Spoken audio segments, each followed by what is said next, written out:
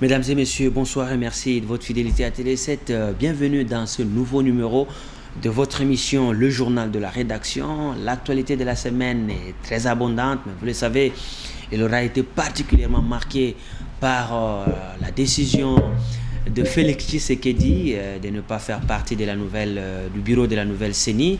Et là, ça nous amènera à analyser la clôture des dépôts des candidatures au bureau de la CENI. Nous allons revenir sur les tractations qui ont encore repris pour la désignation du porte-parole de l'opposition. D'ailleurs, l'UNC conditionnait les dépôts de ces candidats au bureau de la CENI par la convocation par le président de l'Assemblée nationale et celui du Sénat de la plénière de l'opposition en vue de la désignation du futur porte-parole de l'opposition. Et là, il y a déjà une grande bataille entre Vital Kamerhe et Sami Badibanga du groupe parlementaire UDPS et Alliés. Nous allons enfin parler de cette situation qui fait mal au cœur. La force d'intervention ou la brigade d'intervention de la MONUSCO décidée par la résolution 2098. Mais tout le monde se pose la question après les déclarations de Ban Ki-moon qui demande à la RDC de négocier avec le M23 et la déclaration du président tanzanien Jakaya Kikwete. Quelle sera alors la mission de cette force si elle ne doit pas traquer le M23? Voilà les trois sujets qui font le menu de cette émission qui reçoit pour vous Fidèle Moussango du journaliste Phare. Bonsoir Fidèle. Bonsoir. À côté de Fidèle, nous avons Harold Bellarmé Badibanga, RTGA Télévision. Bonsoir Harold. Bonsoir Charlie. Et de l'autre côté, nous avons bienvenue Marie Bakoumania du groupe Mediaset. Bienvenue, bonsoir. Bonsoir Charlie. Enfin, fond l'habitué de cette émission également, Joachim Diana du journal La Colombe. Bonsoir. Bonsoir. Voilà, bonsoir à vous tous qui suivez cette émission. Bienvenue, on ouvre avec vous. La CENI s'est clôturée, Aubin Minakou l'a annoncé. Il ne restait plus que l'UNC qui n'avait pas déposé le nom de son candidat ou de ses candidats au bureau de la CENI, qui conditionnait cela à la convocation de la plénière de l'opposition pour pouvoir désigner les porte-paroles. C'est ce qui a été fait d'ailleurs. À votre avis, on a clôturé, mais les contestations fusent du partout, surtout dans les camps de la société civile. Ben, il y en aura toujours les contestations, Charlie. Il y en aura et il y en aura encore. Et même là, la CENI, dans sa philosophie actuelle, c'est la continuation de la CEI, de la CENI de Pasteur Ngoïmolunda Njoli. Et on ne va pratiquement rien changer.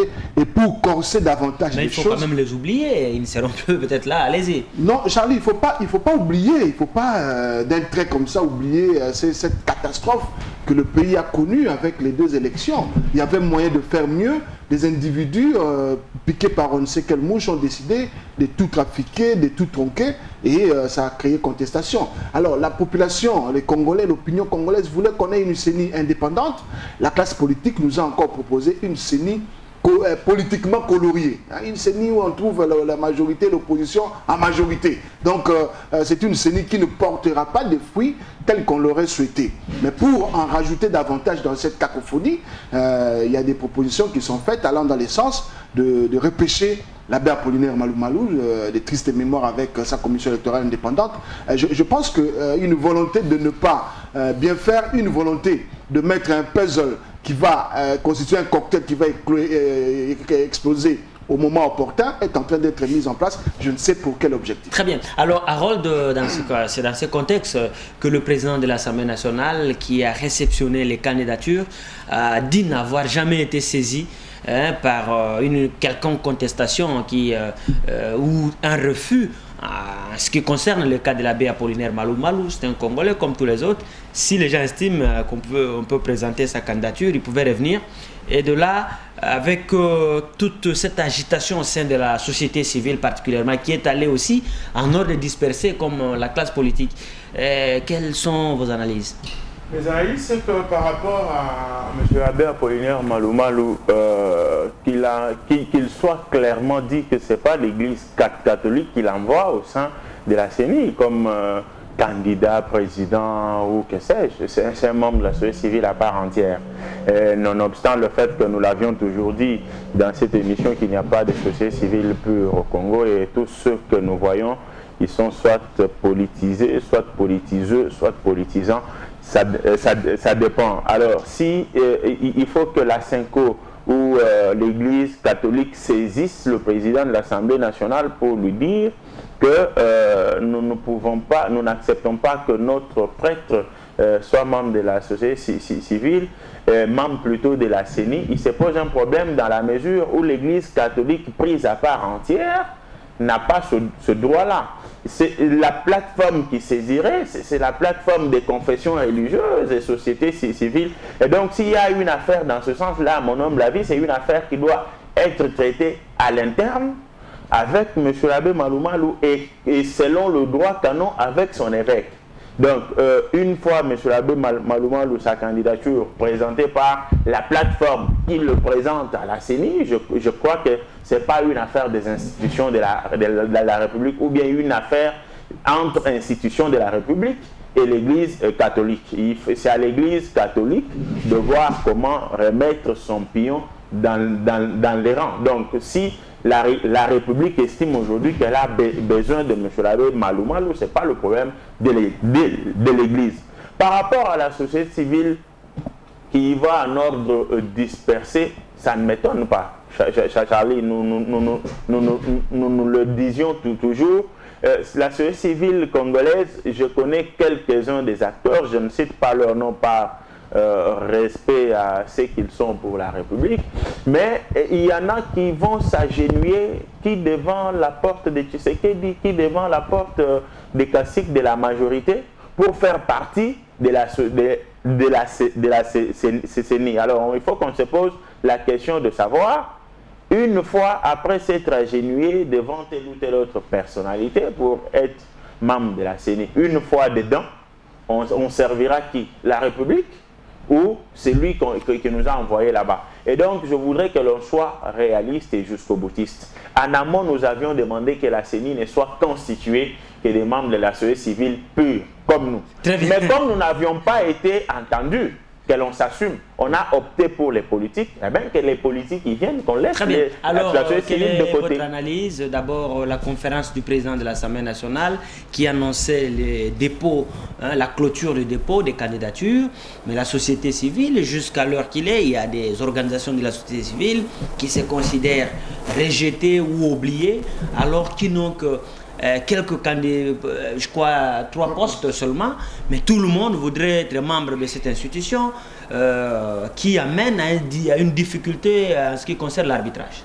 Bon, je commencerai par dire que je suis parfois surpris par nos analyses, les analyses de la classe politique et les analyses que parfois nous portons ici. J'ai appris par exemple sur ce plateau que Ngoïmoulou a de tristes mémoires, Maloumalou de tristes mémoires, ce qui veut dire quoi? Il y a même le terme individu qui a été utilisé. Ces individus ont fait des élections comme telles. Ce qui veut dire quoi? Que c'est le président de la CENI qui fait la décision aux élections. Mais alors, lorsqu'on prend le président de la CENI qui vient de la société civile, puisqu'on estime que la société civile va mieux faire. Mais pourquoi se plaindre encore de la majorité de la classe politique qui sera là-dedans puisqu'elle ne fera rien? On a eu la CI avec toutes les composantes. C'est celle Maloumalou qui a travaillé. On venait d'avoir la CENI avec toute la classe politique. Il n'y a que Ngoïmoulou qui a travaillé. Mais allons-y cette fois encore avec le président de la société civile qui seul fera le travail. Pourquoi vous plaindre encore de la majorité des politiques qui seront dans la suite, qui ne feront rien? Voilà le raisonnement que nous faisons parfois, que nous devons réfléchir pour dire, moi je l'ai dit et je le dirai toujours, que le problème de la CENI, ce n'est pas un problème d'hommes. Ces membres du bureau là, ils sont 7, ils sont exercés, les choses se passent jusque chez vous là-bas, Kabeyaka, Mwanga, tout ça. Ils sont là-bas, par quelle magie ils vont manipuler les élections là-bas. Et qu'est-ce qu'il faut pour notre problème, notre transparence, oui, elle a été établie dans le texte. Ça, c'est le bureau de vote. Si chaque parti politique a, comme on l'a dit, donc commençons par l'enrôlement. Il est demandé qu'au lendemain de chaque enrôlement, on va voir est-ce que les gens qui se sont enrôlés ont l'âge ou tout ça. Parce que les gens du quartier, est-ce qu'il y a des partis politiques qui l'ont fait? Non. Et pourtant, la CENI affichait chaque soir. Les gens qui se sont enrôlés ce jour-là, on affiche. Personne ne l'a fait. On a demandé aux gens de mettre des témoins dans les bureaux. Et c'est pourquoi le pays a payé cher pour faire des urnes transparentes. Aujourd'hui, on vous dit encore, on a bourré les urnes, on a... Il était bien dit dans la loi que les témoins peuvent convoyer les urnes du bureau jusqu'au centre de compilation. Tout cela n'a pas été fait. Et tout ça, c'est la faute du président de la CENI. Allons-y, le président de la société civile fera mieux. En ce qui concerne Malo Malo, je me demande même l'église, c'est quoi? L'église, ce sont les églises, ou bien vous, et nous allons prier. Nous sommes, c'est nous l'église. L'église, ce n'est pas. Mais nous ne décidons pas. Oui, mais c'est ce que nous. Le jour où le gouvernement dira que le Congo, c'est nous qui avons des responsabilités au Congo, on va crier au scandale. Ils le disent déjà. Mais à l'église, on estime que l'église, c'est le clergé. Le clergé a le droit de dire, toi tu peux, toi tu ne peux pas. Non, nous sommes en train de... Et puis, attendez, s'il vous plaît. L'abbé Malo Malo, ce n'est pas un simple croyant, c'est un consacré. C'est-à-dire que s'il a accepté de devenir prêtre catholique, il doit respecter les règles qui régissent cette église. Donc il est prêtre, je précise. Oui, ces règles-là disent quoi? Ces règles-là disent quoi? Ces droits canaux-là n'existent que maintenant. Et à l'époque où Moussengo était président de la conférence nationale, il n'y avait pas de droit canon. On venait de remanier le droit canon. Hein? Nous avons Monseigneur Macarios. Donc le droit canon a été fait maintenant pour les élections. Et c'est seulement maintenant. Alors merci, donnons la parole. Et pourquoi en 2006 on ne l'avait pas refusé? Merci. Alors quelle est votre analyse? Le droit canon qui date du 4e siècle. Très bien. Devant cette en fait, il y en a qui parlent même de l'imbroglio en ce qui concerne la société civile. On va aussi en venir en ce qui concerne aussi l'opposition. Aujourd'hui, on a clôturé avec les dépôts de candidature. Quelle est votre analyse d'abord? Et puis l'éventuel retour de l'abbé Malo Malo, qui apparemment, personne officiellement ne sait si son nom est là, mais au moins, beaucoup de gens disent déjà, nous avons entendu le conseil des laïcs qui dit que l'Église catholique a demandé qu'un laïc, si jamais on venait à accepter que l'Église propose un candidat, ce sera un laïc et non pas un consacré. C'est Charlie. Vous savez, nous avons une sorte de tas pour les militants, nous les Congolais. Nous adorons les passesses, les bêtises pour les Mickey. Donc la misère nous a tellement ténaillés que nous sommes même à mesure même d'égorger nos mamans pour de l'argent. On ne lève pas les débats. On n'est plus des Congolais avant l'indépendance. Je suis dégoûté par le comportement des gens, même au niveau le plus élevé de la République. Écoutez, monsieur, nul ne peut se prévaloir de ses propres turpitudes. Nous avons deux expériences douloureuses avec Malo Malo en 2006, avec Ingo Mounounda récemment, qu'on est en train de chasser d'ailleurs. En principe, en temps normal, on devait l'arrêter, lui avec ses copains. Nous devons dire non. Là, on a fait mal. Il faut améliorer, il faut élever, il faut que le monde entier nous respecte. Tandis les Congolais, c'est BMW, BIA, Music et Women. Voilà le cachet qu'on nous donne. Écoutez, même au niveau de je prends la désignation. En vertu de quel principe, en vertu de quel mandat, la majorité peut se taper 6 membres, comme on le fait passer. Or, ce sont déjà qui vont concourir aux élections. Qui va se servir l'arbitre? Vous êtes juge et parti en même temps. À ce niveau-là. En vertu de quel nombre? Nous, c'est 6. L'opposition 4. Société civile 3. En vertu de quel... Qui vous a donné ce mandat? Parce que et la majorité, et l'opposition, et la société civile vont concourir comme candidats. Regardez Mbandaka. Mais alors, qu'est-ce que vous pensez voilà. des pays où c'est le ministère de l'Intérieur qui organise les élections? D'abord, comment nous sommes en train de nous humilier à la face du monde? Pourquoi nous achetons la majorité? Comme juge des élections, en étant elle-même donc partie aux élections. Ça, c'est un deuxième élément. Maintenant, qu'est-ce que ça va faire au Parlement? Oh non, chaque opposante désigne 3 noms pour que le Parlement prenne. Alors, ce n'est plus la composante, c'est l'Assemblée nationale. C'est cette majorité mécanique. Voilà où Kabila les a eu. Parce que vous voulez des Mickey. Il vous n'en a pas. Vous allez venir comme des mouches vers... c'est malheureux ça. C'est malheureux. Ça c'est 2. Pour montrer qu'on est descendu trop bas. Parce qu'on a fait courir le bruit, quelqu'un a eu 5 millions de dollars. Tout le monde, les gens dorment dans les cimetières. Ils veulent aller là-bas. Ils se chamaillent, ils s'injurient. Chacun va consulter le marabout, le féticheur. C'est trop bas ça. Regardez ce qui se passe à la société civile. Et quelle société civile? La meilleure des choses, je le répète, comme nous sommes dans une turpitude, il faut en sortir en disant nos messieurs. Vous avez accusé Malumal qu'il avait triché, qu'il avait brûlé les urnes à l'Est. Vous avez accusé Ngondununda. Ceux qui vont remplacer, si on amène Fidèle, est-ce que moi je serais mieux que Malumal si on me donne pardon? Il faut se poser la question. Il faut même si Rose est un gueulard, est-ce que je serais mieux que Ngondununda? Alors on dit, messieurs les Congolais, calmons-nous. Faisons appel aux experts internationaux. 52 ans après l'indépendance. Oui, il faut avoir le courage. Pour protéger la République. Je vais vous dire une chose. En 60, quand on fait l'indépendance, j'ai une parenthèse. Général Janssen prononce sa phrase qui énerve les gens. Allez, tous les officiers partent. Ce sont les caporaux qui deviennent colonels de Mobutu. Et l'armée est entre les mains des gens inaptes. Il n'y a pas de juge. Qu'est-ce qu'on fait? On fait appel aux Haïtiens pour devenir juge, magistrat. C'est là où on crée l'ENDA et on commence à former des magistrats auxiliaires, les Kengo, tout ça.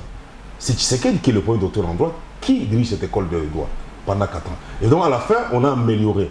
Il a fallu attendre, on n'avait que Tshisekedi comme docteur en droit en 60, 61. Sans thèse. Avec thèse, monsieur.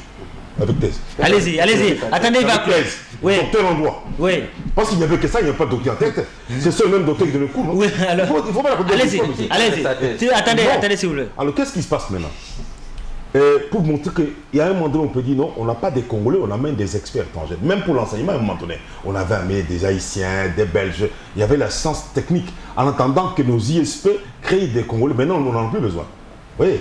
Alors, maintenant, on peut dire non, comme nous ne nous mettons pas d'accord là-dessus, on amène des experts internationaux. On dit, Centre Carter, cherchez-nous des experts en élection. 20, ils viennent, ils sont payés par leur organisation. Ils viennent maintenant et ils nous font de bonnes élections. Là, on ne dira pas qu'on les a corrompus. Parce que là, on est mieux. Mais si on continue, parce que je vous montre que leur désignation est une violation de la loi, et même, vous dites, quand vous lisez la loi électorale, rappelez-vous en 2011, en 2006, on nous avait interdit, nous, de publier les résultats avant la CI. Ici, la loi était claire. Chaque bureau de vote se transforme en bureau de dépouillement à 18h, fait les travaux de dépouillement, affiche et publie. On nous a interdit. On nous a fait soit des centres de compilation. Ça, il dit tout. On a même interdit les et puis, SMS. En même temps, on a vu des bulletins ici à la Pékin, n'est-ce pas, exposés aux intempéries. Alors, vous avez la Très bien. Alors, on va continuer. Alors, c'est dans ce contexte que du côté UDPS FAC, on pensait que Félix Tshisekedi allait être candidat. Lui-même, au cours d'une conférence de presse jeudi, a annoncé qu'il n'est pas candidat. Il n'a jamais été question d'une quelconque candidature. Son parti n'en parle même pas. Comment vous avez réagi à cette décision de Félix Tshisekedi? C'est le fils d'Étienne Tshisekedi, je précise. Nous savons d'où vient la décision. C'est pas de lui, c'est de son père. Quand on sait que... Attention, c'est un majeur, comment vous pouvez dire ça? Non, papa, écoutez. Allez-y. Je ne viens pas dans cette émission pour parler de la responsabilité ou de l'irresponsabilité des individus. Je dis tout simplement que c'est un secret de polichinelle. Même les fœtus de la RDC savent comment le Palou est géré et comment l'UDPS est géré. Si ce n'est pas Gizenga au Palou, c'est Tshisekedi à l'UDPS, le magister Dixit. Et la liste... Il faut préciser Kabila peut perdre aussi. Hein. Non, Kabila, il y a un secrétaire général au PPRD. Qui décide? Comme il y a beaucoup de partis politiques de la majorité. Nous savons... Si c'était ça, il serait premier ministre, il faut le savoir. J'invite mes co-débatteurs à la sincérité. Même un jeune homme à Kinshasa, lorsque vous lui posez la question de savoir quels sont les partis politiques qui sont gérés tels des églises, la réponse est connue. On peut ramifier comme on veut, mais la référence, c'est l'UDPS et le Palou. C'est connu. Je ne veux pas entrer dans des détails et j'ai beaucoup de preuves. Il n'y a pas d'autorité morale à l'UDPS. Non, il y a un chef coutumier à l'UDPS et un autre au Palou. Donnez une minute aux autres. Je veux tout simplement dire que la décision, c'est un fils à papa et un majeur. Ok? Oui. Que dit le père? Voilà que dit le fils. Très bien. Et peut-être la mère. Mais lorsqu'il dit il ne peut pas y aller, c'est une bonne décision.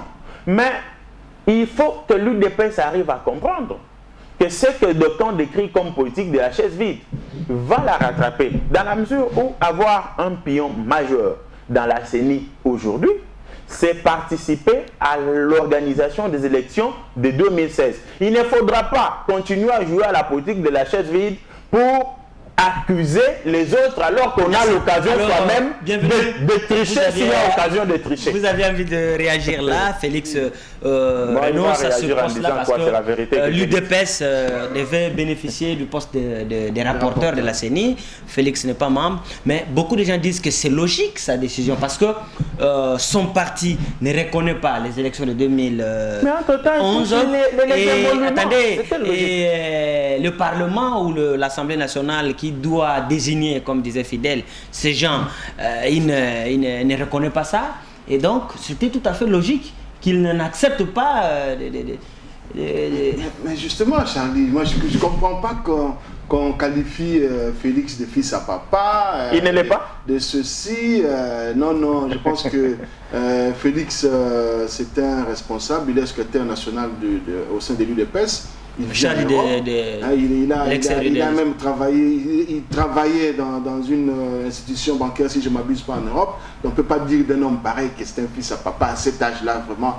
Un minimum de respect. Voilà. Alors je suis d'avis que Félix, comme secrétaire national à l'UDPS, son parti avait publié un communiqué. Voilà, au moins lui, il respecte la hiérarchie de son parti, la discipline de son parti. Il n'est pas rebelle comme l'abbé Apollinaire Malou Malou. Tout en touchant les émoluments. Il n'est pas rebelle comme l'abbé Apollinaire Malou Malou, qui veut se rebeller contre la prise de position officielle de l'Église, une institution dont la discipline est la règle. S'il vous plaît, laissez-moi parler, sinon je me perds. Alors, on se rend compte que l'abbé Apollinaire Malou Malou, moi je me pose la question, je me dis, ce prêtre, je suis catholique, ce prêtre qui, après ce tollé de 2006, et après ce qui se dit, on a seulement annoncé que l'abbé Apollinaire Malou Malou est présenté par les confessions religieuses, par le Monseigneur Marini, il y a eu un tollé, un prêtre qui est rassembleur, un pasteur, comment est-ce que moralement, il se sent à l'aise et voudrait bien répondre à cette appel. Bienvenue. Non, Charlie, je n'ai même pas répondu à l'essentiel. J'aurais voulu qu'on attende le bureau de l'Assemblée nationale publier les noms des candidats. Et si le nom de Malou Malou est là, on peut dire. L'abbé Apollinaire Malou Malou a été proposé par les confessions religieuses. Vous êtes journaliste, vous le savez, et même le président de l'Assemblée nationale l'a dit. Alors, le vrai problème ici, c'est quoi? La philosophie qui conduit à cette commission électorale indépendante New Look, il n'y a rien de nouveau. On a pris la même philosophie et maintenant on veut même prendre les mêmes acteurs pour recommencer. On ne doit pas s'attendre à autre chose que la contestation. Merci. Et on est en train de conforter ceux qui sont déjà en train de s'asseoir dans la contestation. Merci, bienvenue. Alors, votre réaction par rapport à la décision de Félix Tshisekedi, même si il faut savoir que les députés de l'UDPS qui siègent au Parlement avaient voulu que Félix Tshisekedi occupe ce poste-là, probablement pour, il y en a qui disent, pour tenter une réconciliation avec leur parti. Oui, j'aimerais dire ceci que il y a eu le bruit, mais que c'est vrai que l'UDPS FAC et l'UDPS et alliés, groupe parlementaire, l'avaient proposé. Mais Tshisekedi a réagi, c'est son droit, Félix a réagi, c'est son droit. Mais on dit aussi qu'il prend les émoluments. Mais il n'a dit aucun mot. Il n'a jamais entendu cette rumeur. Il l'a dit. Il l'a dit. Attendez d'abord qu'il finisse. Allez-y. Nous allons vérifier. Il a un porte-parole sur ce plan. Il faut être journaliste et aller là où attendez, s'il vous plaît. Harold, attendez qu'il finisse. Et puis, on dit que lui, c'est un majeur, donc on ne peut pas décider en son nom. Mais Malou Malou, c'est un mineur. Pour qui l'Église, les évêques peuvent décider en son nom. Et si, en plus de ça, Malou Malou, c'est un mineur. Pour qu'il soit là, il faut qu'il y ait déjà à la majorité ou à ce pour le procès. Attendez, s'il vous plaît. Je dois préciser que Malou Malou est dans les ordres. Et quiconque veut accepter de travailler dans les ordres d'une quelconque communauté religieuse doit scrupuleusement respecter les principes qui régissent cet ordre-là. Là, je le dis en connaissance de cause. Attendez, alors, votre réaction... Mais c'est moi j'ai fini. Oui, Je ne sais pas. je reviens à vous. Vous avez pris ma parole. Je reviens à vous. Une minute. Attendez, s'il vous plaît, sinon on risque de s'éterniser. Sur Félix, oui. Je reviens à vous, attendez. Oui. Moi, j'ai été enseignant d'Amandé. Oui. J'ai été au barreau et je suis journaliste. J'appartiens à un jour appelé Le Phare, qui a le numéro 1 et le comité éditorial. C'est le numéro 1 qui dit voici la ligne éditoriale. Tu n'es pas d'accord, tu fous le camp. C'est clair. Dans toutes les sociétés, même dans les démocraties, vous arrivez en France, le dernier mot en politique revient François Hollande. C'est lui qui dit, et la Constitution le lui reconnaît. Mais nous sommes dans un parti politique. C'est un groupe d'hommes qui désirent prendre le pouvoir. Maintenant, il y a une division sociale du travail. Il y a un président, il y a un secrétaire général, et chacun a ses prérogatives. C'est ça l'organisation de la société. C'est comme à la maison. Moi, je suis le père. Le dernier mot me revient. On dit, papa doit décider. Ma femme est là. C'est moi le chef de famille. La loi me le reconnaît. Alors, comment voulez-vous, au Palou, quand il y a un chef, il y a un problème. C'est lui, vous lisez les statuts du Palou, qui ont été agréés par la loi. Mais il y a un dernier mot appartient au numéro 1, à l'UDPS numéro 1. Mais alors pire encore, il y a une discipline du parti. Et là, sinon c'est la jungle, même dans la jungle, les léopards, le lion ne vit pas dans la forêt, il est dans la brousse. Et il ne mange pas les insectes, les reptiles. Ah, t'en souviens? Ou bien l'herbe, ou bien les malades. D'ailleurs, on vous dit que la vache ne boit pas du lait, mais produit du lait. Vous vous rendez compte? Donc alors, il faut se dire, Félix est secrétaire national. Son parti dit, nous, on ne reconnaît pas ces histoires parce que notre chef a annulé ces élections. Voilà. Maintenant, il va être candidat pour que l'Assemblée qui a été annulée par son père l'entériner. Mais il contredit son parti. Il est en défaut. Ça, c'est un deuxième élément. Je parle des Malouna. Mais ça, c'est grave. L'Église catholique, il y a quand même de l'ordre. Le droit canon évolue. C'est ce qui fait l'harmonie de l'Église et ce qui fait que nous, les catholiques, nous sommes heureux d'appartenir à une organisation où il y a de l'ordre dans la discipline. Voilà. Lui, on lui dit, c'est le Saint-Siège. Vu les déboires de 2006, on ne veut plus avoir un ecclésiastique. Même là, il n'avait jamais été désigné par l'Église. On ne veut pas ça. C'est pour vous dire ceci. Oui. Maintenant, c'est comme par exemple les autres confessions. Aujourd'hui, quand vous allez chez les musulmans, nous n'avons pas 7 minutes. On désigne quelque chose, on dit on n'y va pas, on dit on n'y va pas. Très bien. Alors, il ne nous a pas avancé, sauf en une chose, pour montrer qu'à l'Église comme au parti politique, parce que vous alliez voulu dire que dans l'Église, il y a l'ordre. Mais même dans les partis politiques aussi, il y a l'ordre. Mais le vrai problème qu'il y a ici, c'est que dans l'église, on a d'abord menti que c'est le Saint-Siège qui a dit. Mais maintenant, vous savez, le lieu qui est là-bas, on l'entend. Mais on a lu ça dans la presse. Attendez, s'il vous plaît. Le KCC, il y a eu. Est-ce que je parle de vous ici? Oui. Vous n'êtes pas. Allez-y, rapide, terminez. J'ai dit. Donc, on a dit ici qu'il y a. Le Saint-Siège a refusé. Le KCC ou KCC a dit ça. Mais ce qui n'est pas vrai parce que pour le moment, on attend que son évêque. Et c'est ça le droit canon. Voilà. Son évêque, si son évêque dit ok, il va. Vous pouvez être à Kinshasa, il n'y a pas un chef de Malma Lucie à Kinshasa. Il n'y en a pas. Merci. Et je voulais terminer ceci pour dire que les gens qui sont là-bas au Parlement, ils veulent faire leur marketing. Lorsqu'ils proposent Félix Tshisekedi, on refuse. Mais lorsqu'ils parlent de quoi? De la vérité des urnes, là on les écoute religieusement. Ça y est, ils sont dans l'ordre. C'est pour vous dire que ces gens-là doivent sortir de cette logique-là.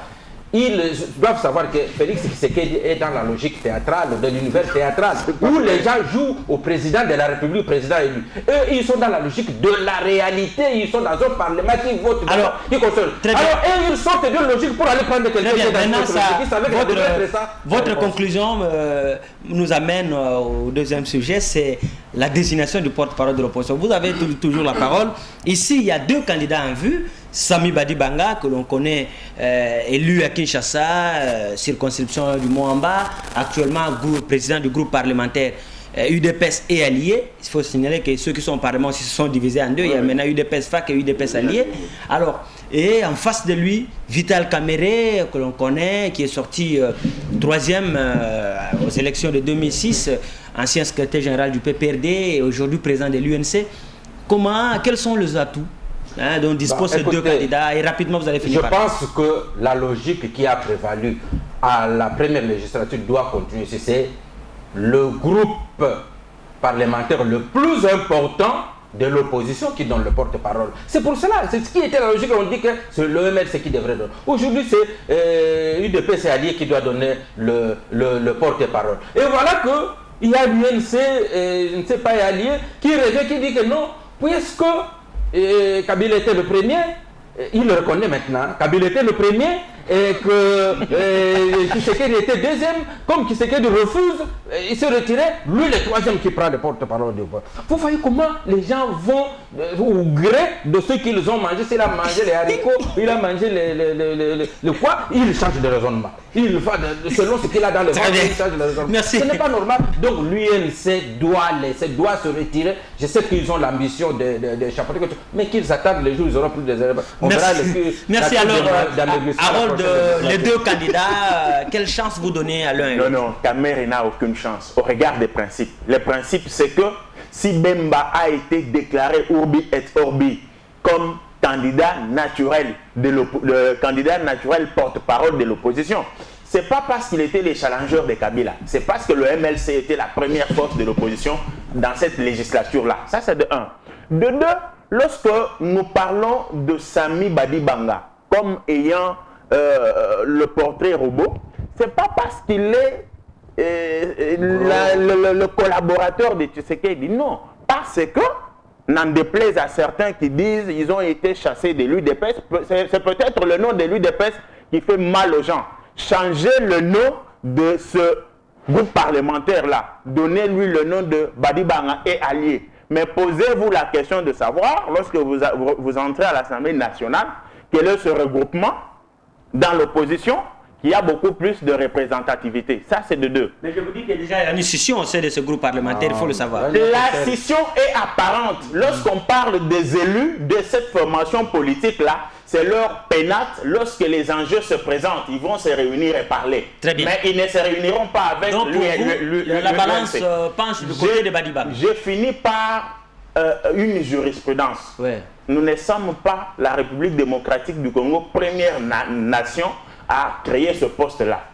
L'Afrique du Sud, le Canada, et si je ne m'abuse pas, l'Angleterre. Lorsque ils ont institué ce poste, le porte-parole de l'opposition, étant donné que le gouvernement de la République est une émanation de l'Assemblée nationale, le porte-parole de l'opposition doit être un élu du peuple pour siéger là où se fomente la politique générale de la République. Merci. Orienter les choses. Très bien. Et être glouton, c'est pas bon. Kamere et l'UNC alliés peuvent prétendre à envoyer Justin Bitakwira ou quelqu'un d'autre de l'UNC à l'un des postes de porte-parole adjoint. Sinon, consacrer le fait que Kamere soit le porte-parole de l'opposition, c'est robotiser les institutions de la République. Quelqu'un qui tombe de nulle part, qui ne réunit aucune condition. Merci. Alors, au nom de quel bienvenue. Nous avons Sami Badibanga, nous avons Vital Kamerhe, et en tout cas deux personnalités qui sont maintenant au devant de la scène.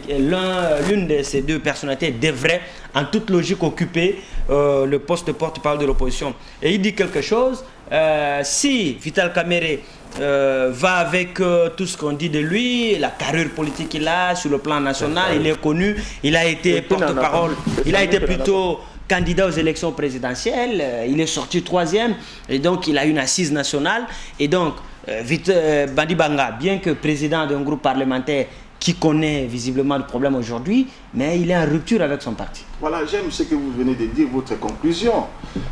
Sami Badibanga est en rupture avec sa base. Je pense que ici nous avons des gens, autour de cette table, nous avons des gens qui font de la défense de certaines institutions une question de vie ou de mort.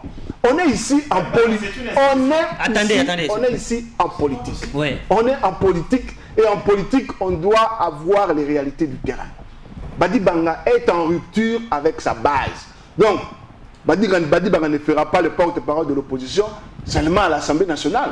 Ça doit avoir une incidence, ça doit impacter au niveau de la base. Il n'en a pas les capacités. Et ça arrange ceux qui sont dans la majorité, ceux qui raisonnent de la même manière que la majorité, qu'on puisse avoir en face un interlocuteur extrêmement faible comme Badibanga. Et Badibanga aujourd'hui, il est seulement en train de brouiller les cartes. Je viens maintenant à Kamerhe, parce qu'on parle également de Kamerhe. Kamere, il a encore les dents de lait à l'opposition. Il doit fourbir ses armes. Pourquoi est-ce qu'on est en train de limiter le porte-parole de l'opposition à ces deux personnalités? Mais l'urgence s'impose, bienvenue. À mon sens. L'urgence s'impose. À mon sens. Jusqu'aujourd'hui, si la majorité a peur de Kamere, je me pose la question pour quelle raison. Et la majorité préfère Sami Badibanga, qu'on sait qu'il fondamentalement, il n'a même pas de coque pour avaler un rat. C'est dire que la majorité veut se choisir son porte-parole de l'opposition. Merci. Et là, Obé Minakou s'est dévoilé lorsqu'il propose son calendrier, il renvoie au mois de décembre. Je me dis, quelque part, la majorité est tellement gênée et que même cette mandature, on risque de ne pas avoir de... Très bien, alors vous avez quelques minutes aussi pour analyser d'abord cette situation de porte-parole de l'opposition. L'UDPS, Sami Badibanga, plutôt Félix Tshisekedi, qui a répondu à l'une des questions concernant ce sujet, a dit que l'UDPS n'était même pas dans ce chemin-là, c'est hors des questions du côté de l'UDPS. Mais nous avons quand même Sami Badibanga, élu, je dis bien, c'est d'ailleurs le meilleur élu du mois en bas, selon les élections de 2006, et qui aujourd'hui brigue ce poste-là, qui brigue ce poste-là devant Vital Kamerhe. Quelles sont les chances que vous donnez à l'un et à l'autre? Vous savez, il y a une chose. Moi, j'ai dit que nous sommes en train de nous rendre ridicules à la face du monde. Harold a énuméré les principes fondamentaux. La création du porte-parole de l'opposition n'est pas une création congolaise ou de Kabila. C'est une coutume internationale. Et il faut être d'abord membre de l'Assemblée, Sénat ou Assemblée nationale. Là, actif, avoir un mandat électif. C'est ce qu'il faut être. Vous savez, dans ces pays, nous avons souffert des gens qui n'ont jamais de mandat électif. Je pose un problème. Il est au Songwamba. En 60, il n'a pas été élu. Il a été coopté sénateur. Il a été battu chez lui à Moncoto-la-Chassé. Attention. Mais il était Premier ministre 2 fois pour brouiller les cartes. Il a joué parce qu'il était faible. Nous avons d'autres qui n'ont jamais bénéficié d'un mandat électif dans ce pays. Alors, ça c'est un élément. Deuxième élément, mon cher ami, nous sommes devant, prenons par exemple, prenons le cas de l'opposition politique. Quelle est la formation qui est la plus députée? C'est l'UDPS. C'est comme la fois passée, c'était le médecin. Alors, soyons clairs, vous dites non, monsieur de l'UDPS, choisissez quelqu'un que vous voulez. Si c'est ami, et nous, on avance. Parce que si maintenant, j'ai suivi un jour Roubert qui disait non, il faut qu'il y ait une présidence rotative. Oh, toi tu n'as que 19. Les autres sont 8. Tu veux devenir président? Non, c'est quand même, c'est une façon de servir la majorité. La majorité s'amuse à mort. Et je suis d'accord, Kabila, parce que c'est ridicule. Quel est le rôle du porte-parole de l'opposition? C'est d'être l'interlocuteur de la majorité quand il y a un problème grave. Par exemple, maintenant, c'est le porte-parole de l'opposition qui pouvait faire le tour du monde pour plaider la cause congolaise. Puisque le gouvernement semble être un peu en train de se perdre. Il n'y en a pas. Vous savez, à l'époque de l'ancienne législature, Jean-Pierre Bemba était catégorique. C'est moi ou rien. Et nous avons terminé. Oh, il y avait François Maba qui pouvait le remplacer pour la Bemba. Jean-Pierre n'en voulait pas. Vous vous rendez compte? Déjà, vous êtes en prison. Votre procès n'est pas encore terminé. Dites non, je ne suis pas là. Donnez à François qui fait ça. Dites non, François est très occupé. Il faut qu'il est ministre. Ici, maintenant, on risque de créer un précédent fâcheux. Qui risque de faire ça? Si on dit non, il faut aller à l'élection, on n'élit pas un chef de l'opposition. On dit non, vous êtes majoritaire dans l'opposition. Donnez un de vous qui devienne porte-parole. Un point, un trait. Merci. Et puis, quand ils se réunissent pour un problème sérieux, il faut une assemblée, ils débattent, ils trouvent quelque chose à faire. Et lui, il est le porte-parole. On va le dire. Merci. C'est ça le problème. Alors, si vous commencez à créer des précédents, on change de sujet. Harold, rapidement. Aujourd'hui, c'est vrai, nous quittons, ça c'est la politique nationale, mais ce que nous avons sur le plan international, c'est cette guerre qui fait rage à l'est de notre pays, avec les M23 en l'occurrence.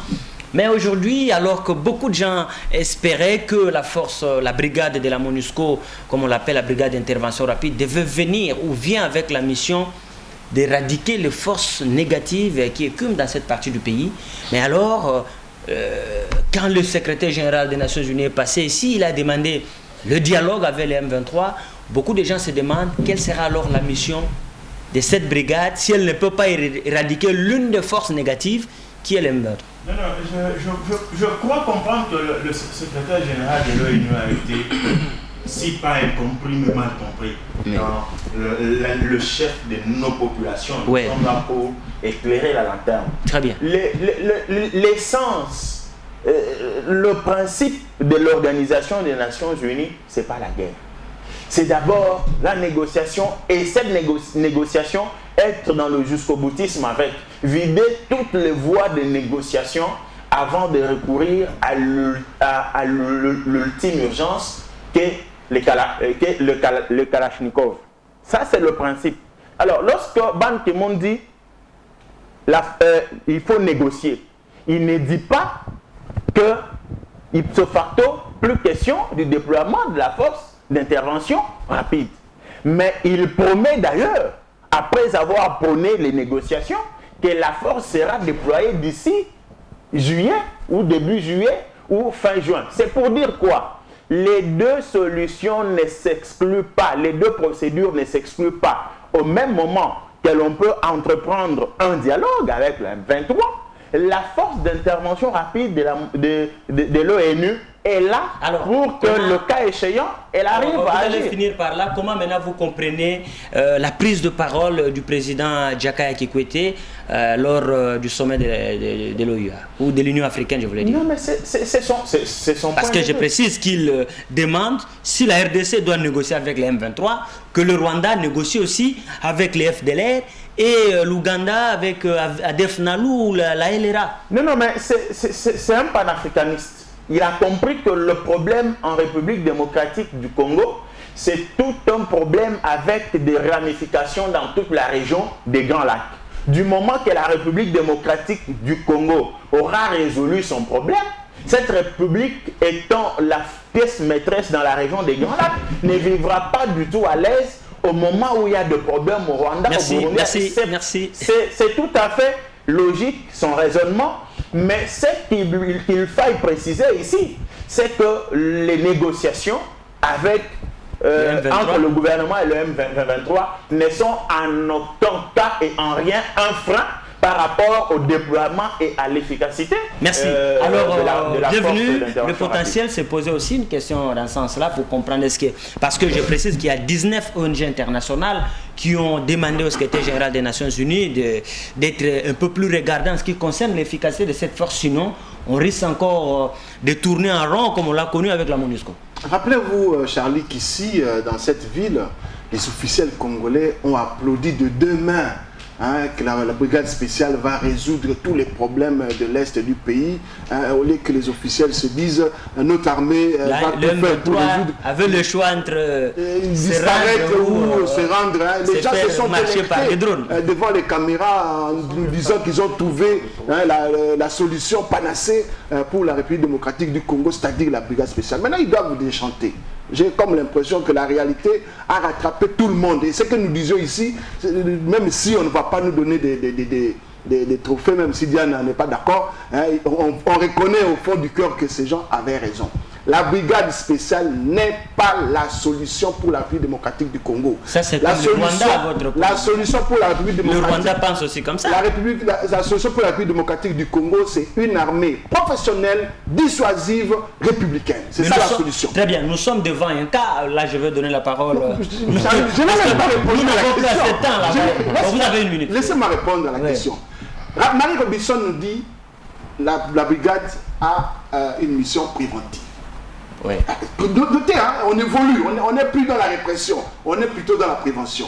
La ministre sud-africaine dit la mission que nous allons effectuer à la République démocratique du Congo, nous allons jouer le rôle de babysitting. Ils vont venir avec biberon, pampers pour l'armée congolaise. Donc je pense que si déjà ici chez nous, on se réjouit d'une brigade qui viendra pour jouer au babysitting, ici chez nous, je pense qu'il y a un problème, il y a un vrai problème et que l'entreprise qui a été amorcée depuis 2009 de réforme de l'armée a du plomb dans l'œil et il faut changer de fusil d'épaule rapidement. Merci. Alors, vous voulez vite réagir? Je voulais commencer par là où Bienvenue a terminé pour dire que l'Afrique du Sud a été dominée par une minorité blanche, pas par un État, par une minorité blanche. Pendant tout ce temps, l'Afrique a fait le babysitting pour que l'Afrique du Sud se libère de du joug de l'apartheid. Donc, lorsqu'on a... Ce n'est pas une honte que qu'il y ait des gens, je l'ai plus d'une fois rappelé que l'Occident, aujourd'hui, n'eût été le débarquement de Normandie, tout ceci, il y a la solidarité internationale. Et qu'aujourd'hui, moi, je n'ai pas... Puisqu'on veut former une armée, Bienvenue l'a dit tout à l'heure. Et lorsque les gens viennent pour former cette armée-là, et vous pensez que c'est... Alors, rapidement, passer à Jakaya Kikwete, qu'est-ce que vous pensez? Le président tanzanien, personne ne l'a compris. Oui. Je pense lorsque les gens parlent qu'on doit déchanter. Non! Autant que l'hirondelle, pas chez nous mais en Europe là-bas, annonce le printemps, aujourd'hui la déclaration du président annonce la fin de l'immunité rwandaise. Vous vous souviendrez que personne n'osait dire depuis des temps que non, vous devez négocier avec les FDLR. Même à Kinshasa. Mais vous savez, le président, la Tanzanie a été très impliquée dans les négociations. La Tanzanie a été à Sun City. La Tanzanie s'était impliquée. On a vu la Tanzanie, Obasanjo avec Mkapa, l'ancien président tanzanien, avec le CNDP. Ils ont suivi. Mais il se dit, après tous les efforts qu'on a fait à Sun City, on a trouvé la solution. La communauté internationale a investi. On a trouvé la solution. La guerre était finie. Et la guerre est revenue avec Nkunda. La communauté internationale s'est encore investie. Et la guerre est revenue. Et lorsque la guerre revient, on dit les FDLR. Et vous avez entendu la dernière déclaration du M23. Oh non, ce sont les FDLR qui nous ont attaqués. Et nous avons... Tout ça, on revient vers les... Alors le président Mkwete dit, mais alors, si les FDLR, c'est vraiment un problème, négociez aussi. Mais pourquoi le Congo a toujours négocié avec les gens qui tuent celui? Et vous ne voulez pas de ça. Donc, désormais, vous devez négocier avec aussi les FDLR. C'est pour dire qu'on a commencé à dire la vérité à Kigali. Merci. C'est cela la vérité. Merci en tout cas. Donnez-lui en tout cas 2 minutes, sinon il ne reste pas, il va pas parler. Votre point de vue par rapport à la déclaration de Jakaya Kikwete au regard de cette décision, en fait, ce que le secrétaire général de l'ONU a recommandé pour le dialogue avec les M23, votre analyse de la situation. Charlie, vous savez que le sang des victimes crie toujours vengeance. On a eu l'AFDEL, RCD, CNDP, M23. C'est le même schéma, le même modus operandi. Ah non, les Congolais ne sont pas d'accord avec Mobutu. Oh, c'est la solité de Banyamulengla. Et autour toujours, c'est le Rwanda, l'armée rwandaise, qui d'abord finit par reconnaître non, nous pourchassons les Interahamwe. Depuis 1996, on n'en a pas encore fini. Et puis, les Interahamwe ne sont pas au Bandundu ni au Kassai, ils sont toujours là, au Kivu, Sud Kivu, Nord Kivu. Pendant 5 ans, le Rwanda a occupé de 1998 à 2003. Et même au-delà, quand on a eu l'histoire de 1+4, c'était l'armée rwandaise sous couvert de l'armée du RCD. Pourquoi il n'a pas terminé cette affaire des Interahamwe? Je vous dis qu'on a compris que le Rwanda est à la base de tout. Trop de sang, trop de sang. C'est ce qui fait que il a dit, vous demandez au Congo de finir avec les M23. On comprend que le cahier des charges des M23 ne veut rien dire. Il est vide. Alors, vous, le Rwandais, sachez très bien qu'il faut une solution politique globale. Appelez les FDLR, négocier avec eux, qui rentrent chez eux. Il y a même un centre que j'ai visité 5 fois, de Mutobo. C'est le centre de rééducation, de réinsertion des Interahamwe. Demandez aux confrères. On avait trouvé un ancien Interahamwe qui parle Tchoulouba mieux que Tshisekedi et Ardo Dibank. Il a même épousé les femmes de Kabila Kamon. C'est pour vous dire ceci. Hein. Ces gens-là, le centre est dirigé. À l'époque, c'était Jean Saïzoga. Un moment, c'était Paul Rorakabijé. Maintenant, c'était un autre. Centre dirigé pour réinsérer les Interahamwe. Mais ils veulent rentrer chez eux parce qu'ils disent que nous sommes majoritaires. Voilà. Nous allons prendre le pouvoir par les armes, les urnes maintenant. La guerre a montré ses limites, personne ne peut éliminer l'autre. Donc c'est la fin de cette émission. Merci à vous tous qui l'avez suivi. Le prochain numéro, c'est déjà pour la semaine prochaine, mais vous pouvez nous suivre déjà ce lundi à 7h30 en rediffusion et jeudi à 14h. Merci, au revoir.